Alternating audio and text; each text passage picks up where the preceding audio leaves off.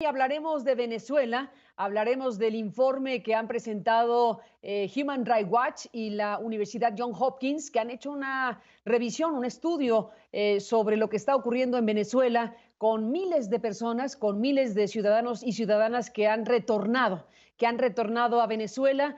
Como sabemos, pues Venezuela tiene una circunstancia crítica en muchos sentidos y eso ha expulsado, se calcula, algunas fuentes hablan de 5 millones de personas aproximadamente en los últimos años. De estas personas que han salido de Venezuela, pues hay un universo que han decidido regresar. Y este estudio, esta revisión directa de lo que está ocurriendo ahí nos muestra los tratos, las condiciones que las autoridades venezolanas están dando precisamente a estas miles de personas. Es un tema de muchas maneras urgente de atender y vamos a hablar de ello en este programa. Empezamos con el reporte que desde Venezuela nos envía nuestra colega corresponsal de CNN allá, Osmari Hernández, que nos presenta los ejes principales de esta investigación. Y después del reporte de Osmari, le adelanto, estaremos conversando con José Miguel Vivanco. José Miguel, como usted sabe, es el director de la División de las Américas de Human Rights Watch, esta que es una de las dos organizaciones que presenta este informe del cual hablaremos en este programa. Para Daniel Jesús González, la vida se ha convertido en un eterno peregrinar. Dice que salió de Venezuela huyendo de la crisis política y económica, sin imaginar que al poco tiempo surgiría la pandemia y con ella una nueva crisis que afectó también a Colombia, el país donde planeaba recomenzar. Así que decidió regresar a casa, como lo han hecho unos 130.000 venezolanos desde que apareció el COVID-19. Para lograrlo debía permanecer en un refugio habilitado por el gobierno del cuestionado presidente Nicolás Maduro y cumplir con la cuarentena obligatoria. ¿Estuviste en un refugio? Sí. ¿Cómo fue la experiencia de estar en un refugio? No, eso fue lo peor. Asegura que el hambre enmarcó sus días de confinamiento. No era una cucharadita de arroz nada más. Eso era una tristeza, ese refugio era una cochindad. Una comida para perros no daban. Bajo condiciones precarias, asegura permaneció 8 días en un albergue ubicado en Guasuelito, estado Apure, fronterizo con Colombia, a la espera de la prueba de COVID-19 para continuar su camino. Este martes, Human Rights Watch publicó un estudio conjunto con la Universidad Johns Hopkins en el que denuncian abusos contra los retornados. El documento dice que muchos de ellos son obligados a permanecer en refugios en condiciones de insalubridad, hacinamiento y con escaso acceso a alimentos, agua y atención médica. Gracias a Dios salimos rápido de ese refugio. Pero no todos corrieron con esa suerte. Según el informe, algunos permanecieron varias semanas adicionales a los 14 días de cuarentena recomendados por la Organización Mundial de la Salud debido a demoras en el procesamiento de las pruebas para detectar el COVID-19 y al que califican de un protocolo innecesariamente complejo. Por ahí muchas arcabalas nos han dicho que nos quieren meter en un refugio, pero en Aguara digo yo que me gustaría meter en un refugio, pero ya pasando Colombia, que ya tiende mejor a uno que aquí. Porque aquí quieren entender uno como un perro. Según el estudio, basado en entrevistas a 23 retornados que se alojaron en un total de 26 centros y en testimonios de varios periodistas y representantes de organizaciones humanitarias, las condiciones en los centros varían considerablemente. El informe detalla además que algunos de los retornados que protestaron contra las condiciones de los refugios fueron amenazados con ser detenidos. Para Daniel fue una amarga experiencia, tanto como lo fue enfrentarse a una difícil realidad económica, hasta el punto de decidir salir de nuevo, pero esta vez caminando. Me vine de Colombia porque no había trabajo, pero ¿y qué me dijeron? Que hay trabajo, me voy para allá porque aquí el país está muy fuerte. ¿Cuántos connacionales están entrando a diario? Antes de este informe, Maduro ya había dicho que ha conversado con la alta comisionada para los derechos humanos de la ONU, Michelle Bachelet, sobre la situación de los retornados. También ha afirmado de forma reiterada que son utilizados para insertar personas contagiadas y propagar el virus en el país. Aún así, defiende las acciones de su gobierno. No dicen nada, que los recibimos con los brazos abiertos y le damos tratamiento gratuito en salud, en alimentación, en transporte. CNN intentó obtener la reacción del gobierno de Maduro al informe sin hasta ahora haber obtenido respuesta. Human Rights Watch destaca en su análisis que las condiciones de esos refugios probablemente incrementarán la transmisión del COVID-19 en Venezuela. Para CNN, Osmari Hernández, Caracas. José Miguel. Bueno, pues estamos siguiendo de cerca este informe del que nos habló Osmari hace unos minutos. Estamos hablando de miles de personas que por diferentes razones han decidido retornar, los retornados a Venezuela, y ustedes de la mano de los centros de Johns Hopkins pues han encontrado condiciones y situaciones bastante dramáticas. ¿Qué es lo que pudieron hacer? ¿Con qué información presentan este reporte y cuáles son los ejes principales? Mira, lo que hemos hecho con un grupo de médicos de Johns Hopkins es hacer un gran esfuerzo por evaluar las condiciones en que se encuentran los llamados retornados. Estamos hablando de un universo de aproximadamente 130.000 personas. Esa es la cifra oficial, la cifra que maneja las agencias del gobierno de Venezuela. 130.000 venezolanos que luego de haber salido de Venezuela y vivido en la región, fundamentalmente en Colombia, pero también en Ecuador y Perú, y algunos de ellos en Perú y en Chile, han regresado a Venezuela a raíz precisamente de la pandemia, porque tienen familiares en Venezuela y están preocupados por los mayores adultos, especialmente los que tienen más nivel de riesgo, o no lograron insertarse en las economías de estos países regionales y estaban en actividades informales, apenas sobreviviendo, y llegaron a la conclusión que quizás ante una pandemia donde la situación económica de la región y de todo el mundo iba a sufrir por la falta de actividad económica fundamentalmente, lo mejor sería regresar a su país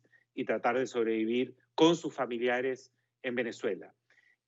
Lo que hemos logrado documentar es que el trato que se les está dando a estas personas es realmente abusivo e inhumano. Son sometidos a unos mecanismos, a unos procedimientos de confinamiento que de acuerdo a la Organización Mundial de la Salud no puede extenderse por más de 14 días si es que no tienen el contagio, si no tienen el virus. Pero hemos logrado documentar que se extiende esto por varias semanas, incluso meses, donde no hay ninguna explicación, no tienen a dónde recurrir. Los centros de confinamientos a los que los someten no tienen las más mínimas niveles de higiene, son totalmente improvisados. Estamos hablando de estaciones de buses, de escuelas, de lugares públicos que están habilitados excepcionalmente para este objetivo. Hay un enorme hacinamiento y la verdad es que las condiciones en las que se encuentran estos retornados muchas veces se traduce en unas perfectas condiciones para el brote del coronavirus. Y logramos también documentar casos de personas que se contagian precisamente en estos centros. Los recursos materiales prácticamente no existen. Están allí encerrados en una situación de detención que califica como detención arbitraria, francamente, porque no hay ningún procedimiento, ninguna justificación para mantener a estas personas durante semanas o meses. Y unido a todo este trato, que también te puedo dar más detalles, de las condiciones en que se encuentran, Carmen, una cosa que es particularmente que llama la atención y que es muy preocupante es que el gobierno al más alto nivel y el propio Maduro los trata como armas biológicas, los tratan como si fueran enemigos. Y públicamente dicen que estas personas tienen que pagar porque casi como si fueran traidores, porque se fueron de Venezuela y abandonaron su país. Y hoy día regresan al país y los miran como sospechosos.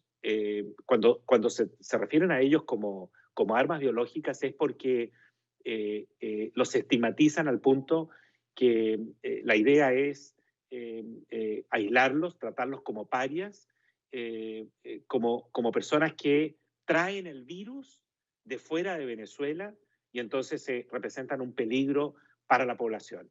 Ese es más o menos el contexto en el que se está dando la situación de los retornados. Pues muy grave, desde luego, toda esta descripción que haces, José Miguel Vivanco. Estamos viendo en el propio informe cómo ustedes señalan una de las partes de la problemática tiene que ver con las pruebas de diagnóstico, incluso pues cómo es que se sabe si esas personas pueden o no estar en condiciones de terminar el confinamiento. Bueno, uno de los elementos tendría que ser efectivamente las pruebas de diagnóstico de COVID-19. Eso no está presente necesariamente en un contexto como este. Mira, Carmen, lo que pasa es que la práctica de las autoridades venezolanas, tanto me refiero a las autoridades policiales como a las sanitarias, es a todo aquel que entre por un cruce legal, fundamentalmente de Colombia a Venezuela. Hay 7 cruces legales en la frontera, entre Colombia y Venezuela. Y hay 300 cruces ilegales que se llaman trochas, donde un número enorme de gente cruza, pero ahí no hay mayores controles. Sin embargo, si los atrapan y los capturan, los llevan directamente a un sitio de detención, a esas personas que cruzan por estos sitios, por estas trochas, ¿no? El gobierno tiene contabilizado más o menos por sobre 90.000 personas que han cruzado por los cruces legales, por esos 7 sitios. Y tan pronto cruzan, ¿no? Que además son en cuotas muy reducidas, o sea, te toca esperar días, semanas en los cruces legales para poder cruzar legalmente. Apenas cruzas, te hacen un examen rápido para detectar si tienes o no el coronavirus. El examen que hacen es tan deficiente, de acuerdo a los médicos de Johns Hopkins, que arroja muchos falsos negativos. O sea, es muy probable que el test que te hacen, el control que te hacen en la frontera las autoridades venezolanas, indique que no tienes el virus. Y por lo tanto, lo único que corresponde es que pases 14 días, eso es en teoría, en la práctica se extiende por mucho más.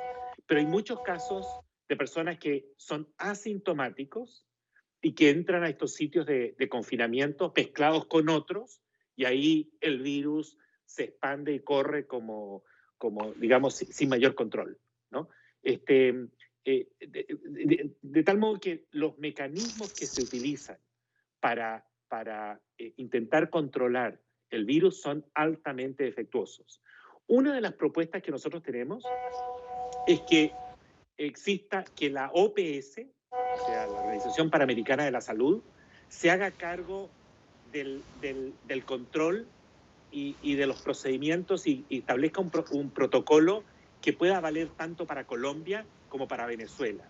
Cuentan ustedes que tuvieron entrevistas con muchísimas personas, bueno, con decenas de personas, cerca de 80 personas pudieron ser entrevistadas para poder tener un pulso, para poder tener la fuerza testimonial precisamente de lo que está ocurriendo con estas mujeres y hombres que se encuentran precisamente en esta circunstancia. Al regresar ahí cuentan las historias de todo lo que significa ese periplo, no solamente el retorno, sino la ida, el regreso, todo el conjunto de cosas que involucra la decisión de salir de un país en un contexto como este.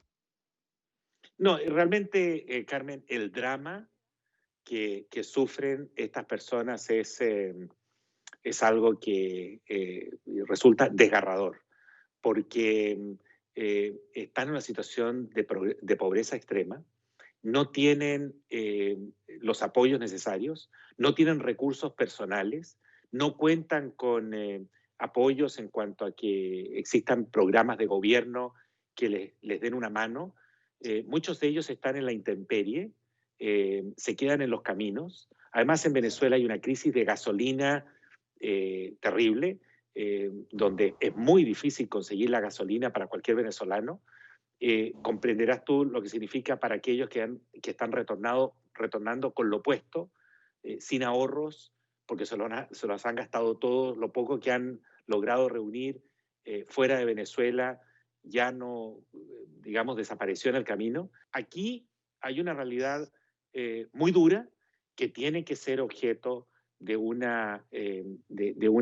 conocimiento de la comunidad internacional y sobre todo creo que está en el mejor interés de Venezuela, del gobierno actual de Venezuela, también obviamente de los gobiernos regionales, que se busque una solución de tipo humanitaria para paliar lo duro que representa la realidad de los que intentan retornar a Venezuela, que en proporción a los 5 millones, obviamente que es un número bajo, pero que el trato que están recibiendo es realmente contrario a todos los estándares, no solo de salud, sino también en materia de derechos humanos.